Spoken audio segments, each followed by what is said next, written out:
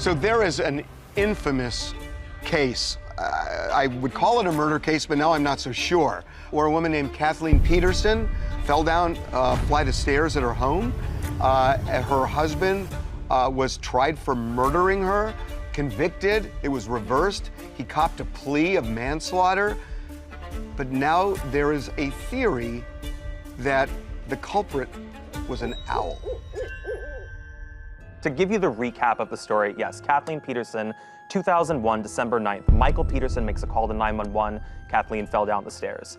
The question was always, did Michael create the 7 different lacerations on the upper neck and the back of the scalp, or this other theory, was she attacked by an owl? So the prosecution, their contention is that after Kathleen found out that Michael was having sexual relations with men, that this caused a real problem in their marriage, and that was his motive to wanting to kill her, and that he used a fireplace poker to smash her over the head. Well, she didn't die from blunt force trauma. There was no crush to her skull, nothing. Yeah, no brain damage. No brain damage, nothing like that. It was exsanguination, which is blood loss. It was just, she bled out. So that makes like no sense at all, right? The flip side, which I call now the Hitchcock theory because it's the murderous bird. The problem with that theory is that she went through the front door after they'd been hanging out in the backyard, and once when she went out to the front door, this highly aggressive owl attacked her. Well, and then obviously she ran back into the house up the stairs. Now, if there's all that blood splatter and the feathers and all that stuff, it would presume that the owl went inside the house. Had that happened, he would have said the front door was open.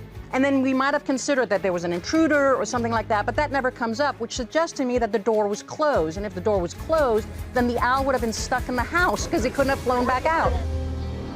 This is where it breaks down for me, though. She has no skull fractures, which makes no sense that he beat her. That makes absolutely no sense. So then I go with the owl theory. Owls are, especially those types of owls, are known to attack humans. They've done it before. Those types of owls, right? Those types of owls did exist in that community, as well as Kathleen had hair, her own hair in her hands, which tells me she's fighting with something on her head. I mean, that's a that is pretty very interesting compelling. point. In addition to all this, the custom fireplace piece that was allegedly used, there's no dry blood, there's no damage to the weapon. Oh, that is like so easily refutable. He could have absolutely washed it. There are But oddities how with are the there no body. skull I'll concede. fractures? Okay, hold on. So a guy named Larry Pollard, who is actually a neighbor, who knows something about owls in the neighborhood, he's also a lawyer. Here's his theory. In addition to the deep gash wounds, though, they also are notorious for making the other wounds that are on her body that seem to give a compelling case to this having been done by an owl.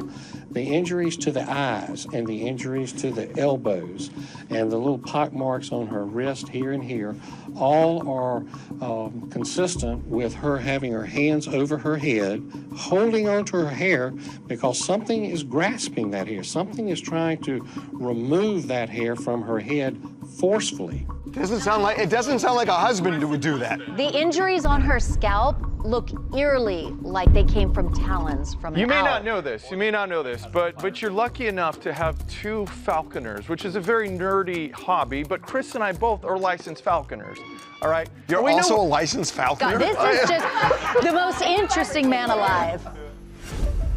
If you were to take the markings that they found on the back of her head, it is interesting that you have at least 2 of those that have 3 almost identical looking claw marks. That's not necessarily a far-fetched theory because in the autopsy photos, it showed that, you know, some of the scars in her head were in the shape of a talon. I think it's just coincidence. Having worked with a lot of birds of prey and owls specifically, yes, they can get aggressive if you're intruding on their habitat.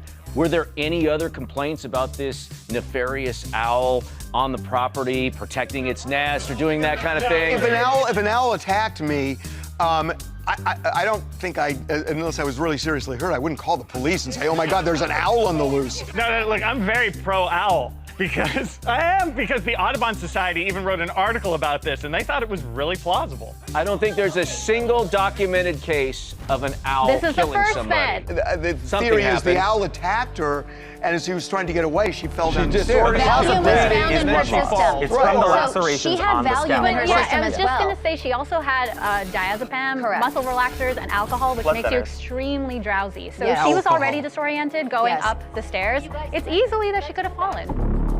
But here's another thing we need to keep in mind.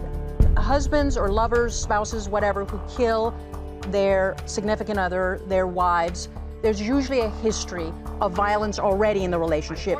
The fact is that there's absolutely no history of violence between the two of them. The reality of all of this story is that the statistical improbability of an owl attacking someone to the point where they have 7 distinct lacerations and die of blood loss is so rare, specifically even more rare when they are out of mating season, I just which follow they the were evidence. on December And 9th. all of 2 But I- pounds or less